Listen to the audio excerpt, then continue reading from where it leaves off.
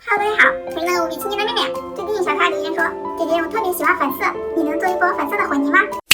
所以今天我准备了10个漂亮的粉色起泡胶和10个漂亮的黄色起泡胶，看看它们最后会混成什么颜色。噔噔，这么漂亮的泥，当然一定要配2个可爱的盆啦。下面我们就开始混吧。先来混少女心的粉色。第一盒，掀开它的盖子，直接倒吧，好像已经化了。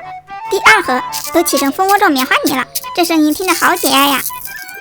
还是非常少女心的珠光粉起泡胶，手感光滑有弹性，太爱了。第三盒是水吗？又一盒起了棉花，这手感好舒服呀，是草莓果酱起泡胶。不管是什么泥都下去吧。这盒是珍珠起泡胶耶，最后一盒啦，已经分离了。对了，还有一盒明星应颜色，我是不会告诉你们这是易烊千玺应颜色起泡胶的。好啦，现在10盒粉色系的都倒完了，最后混出了这种西瓜红。接下来要混比较暖的黄色系啦。第一盒，掀开它的盖子来，好像鸡蛋黄呀，手感软绵绵的，下去吧。第二盒，手感很瓷实，感觉韧性很强。哇，好多金色糖纸呀！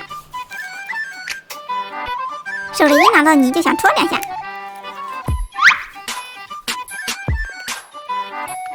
这个是奶酪起泡胶，太灵面了。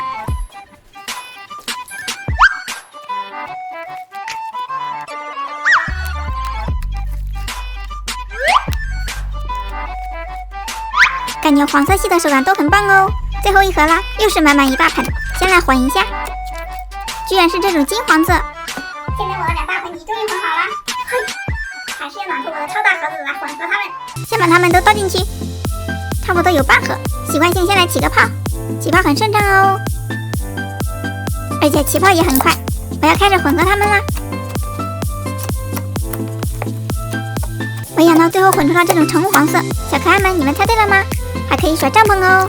好啦，今天的视频就到这里啦，喜欢面面视频的小可爱别忘了点赞关注哟，拜拜。